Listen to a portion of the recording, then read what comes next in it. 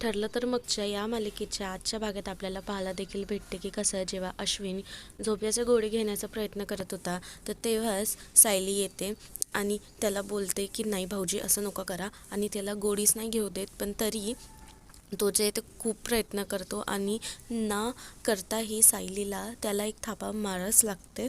आणि तेव्हाच सगळे घरांचे माणसे जे आहे ते येऊन जातात आणि ते खूप शॉक होऊन जातात. आणि तेव्हाच पूर्ण आजी म्हणते की तुला कोणताही अधिकार नाही आहे त्याच्यावर हात उचलण्याचा.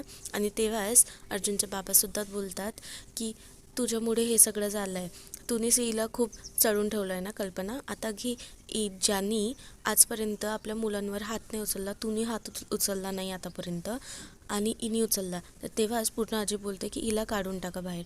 तेव्हाच जो अर्जुन आहे त्याला गोळी खाली पडून भेटते तर तो त्या गोळी उचलतात आणि बोलतात की बाबा ही कशाची गोळी आहे. आणि तेव्हा जे बाबा गोळी घेतात आणि त्यांना माहिती पडते की हे झोप्याची गोळी आहे. आणि तेव्हा सायली एक्सप्लेन करते की मी जेव्हा खोलीमध्ये आली होती तेव्हा मी पाहिलं की जे दादा आहे ते जे आहे हे गोळी घेण्याचा प्रयत्न करत होते. मी खूप म्हटलं हो त्यांना की थांबा थांबा नका घ्या, पण तरी ते ऐकत नव्हतात आणि त्यांनी गोळी घेण्याचा खूपच जास्त प्रयत्न केला. म्हणून मला काही सुचलं नाही तर मी त्यांच्यावर हात उचलला.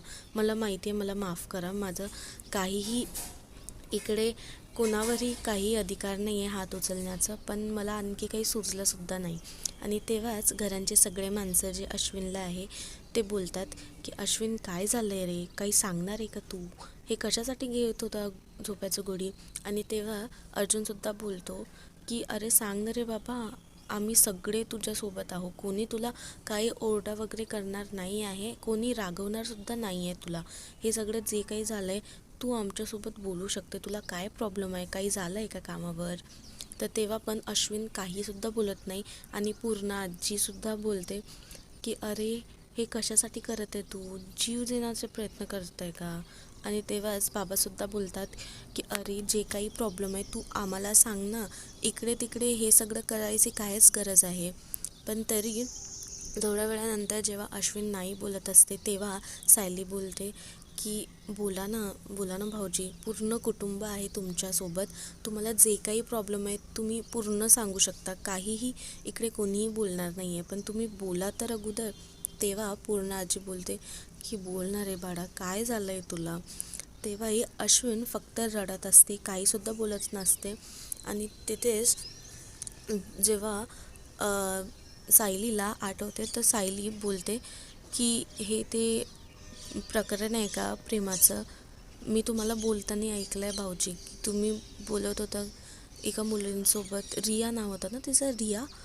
तर तेव्हा घरांचे सगळे माणसं खूपच जास्त शॉक होतात आणि पूर्ण आजीसुद्धा बोलते की हे काय प्रकरण आहे, आम्हाला तर काहीसुद्धा माहिती नाही आहे याच्याबद्दल. आणि तेव्हाच अर्जुन जे आहे तो आठवतो की कसं त्याने एकदा अश्विनला कोणासोबत बोलताना पाहिलं होतं आणि त्यांनी विचारलंसुद्धा होतं की कोणासोबत बोलत आहे. तर तेव्हा अश्विनने बोललं होतं की एक मित्र आहे, पण मित्राशी पण खूप जास्त आहे आणि ते लोक लग्नाची गोष्टी करत होतात. तर तेव्हा अर्जुन खूपच जास्त ओरडून बोलतो रागात की अश्विन हे काय करत होता तू, एका मुलीच्या प्रेमात हे सगळं करत होता. आणि हे सगळं बोलल्यानंतर जो अश्विन आहे तो बोलतो की हो हे खरं आहे, मी आणि रिया 1 वर्षापासून रिलेशनशिपमध्ये आहोत आणि आमचं एकामेकावर खूपच जास्त प्रेम आहे. आम्ही लग्नसुद्धा करणार होतो, पण तेव्हाच अर्जुन भावांनी सायलीसोबत लग्न केलं होतं आणि तेव्हा पूर्ण आजी आणि अर्जुन दादामध्ये खूपच जास्त भांडणे होत होते. तर म्हणून आम्ही लग्नाचं जे प्लॅन केलं होतं ते थोडा वेळासाठी टाळून टाकलं. आणि आता आम्ही खूपच असं एक दुसऱ्यावर प्रेम करत होतो, पण आता माहिती पडलं की रियाने कोणत्या दुसऱ्याच मुलासोबत लग्न केलं. आणि हे बोलून तो खूप असं रडायला लागतो.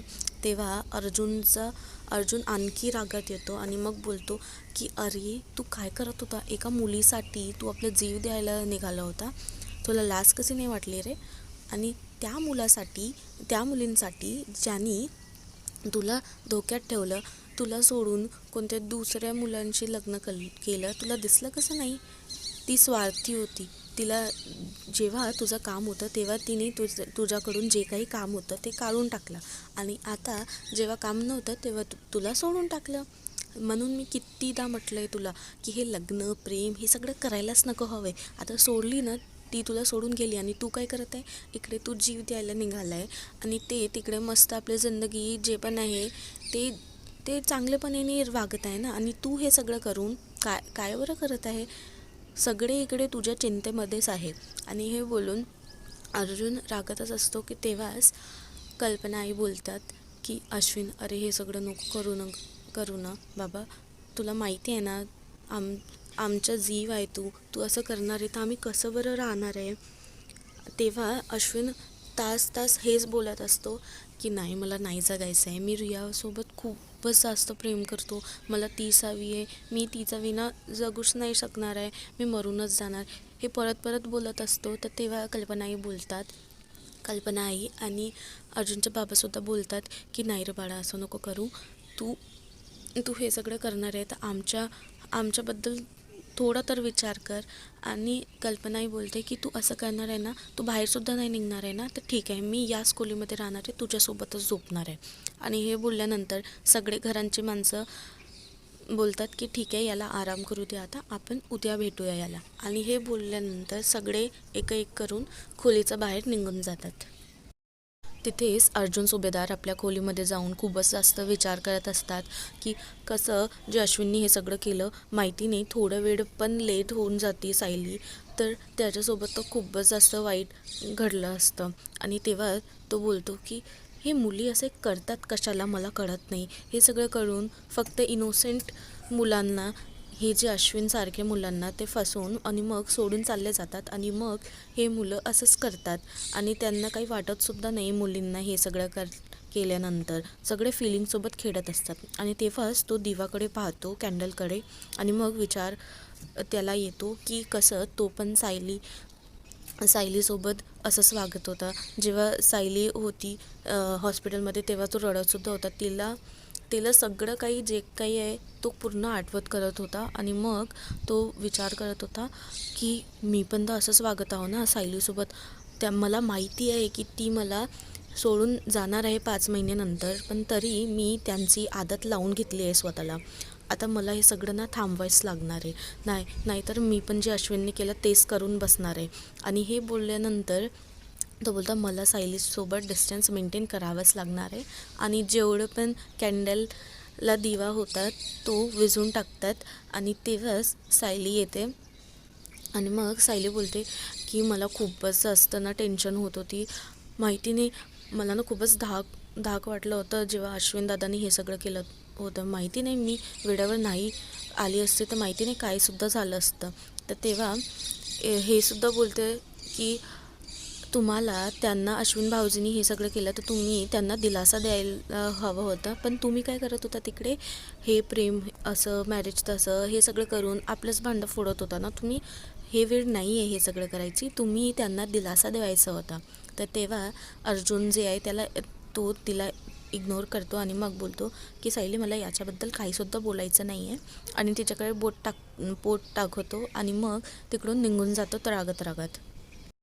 तिथेच दुसरीकडे सकाळ होऊन जाते आणि मग सायली अश्विनदादाच्या खोलीमध्ये जाते आणि कल्पना आईला सावकाश उठवते आणि बोलते की अश्विनदादाला राहू द्या, उठवा नको, ते खूपच फार झोपेमध्ये आहे, तुम्ही चाला माझ्यासोबत. आणि हे बोलल्यानंतर ते तिकडून निघून जातात. आणि मग त्यांचे बाबा येतात आणि थोडा वेळ अश्विनकडे बसतात. तिकडेच दुसरीकडे जेव्हा ती घेऊन जाते आईला, खूपच फार टेन्शनमध्ये असतात. तर तेव्हा जे सायली आहे ती बोलते की आई तुम्ही इकडेच बसा, मी ना तुमच्यासाठी गरम गरम पाणी आणते. पण जे कल्पनाही असते ते खूपच जास्त टेन्शनमध्ये असतात. तर ते काहीसुद्धा जे काही सायलीने बोलले असते ते ऐकतसुद्धा नाही. रागेत अर्जुन सुभेदार खूपच जास्त रागेत ओढून बोलतात सायलीला की माझा पण एक मित्र होता, तो सुद्धा तिच्यावर खूपच प्रेम करत होता, पण तिने एक श्रीमंत मुलगा पाहून तिच्यासोबत लग्न केलं आणि त्याला यूज करून सोडून टाकलं. सारे मुली एकसारखेच असतात. तर तेव्हा सायली बोलते नाही, मी तुम्हाला जाणीव करून देणार आहे की सगळे मुली एकसारखे नाही राहत. आणि मग ते अर्जुनचा हातसुद्धा पकडते आणि बोलते की मी तुम्हालाच एक जाणून करून देणार आहे. तर हे एपिसोड पाहायला विसराल नका. आपल्याला इकडे केमिस्ट्रीसुद्धा पाहायला भेटणार आहे आणि सबस्क्राईब करायला.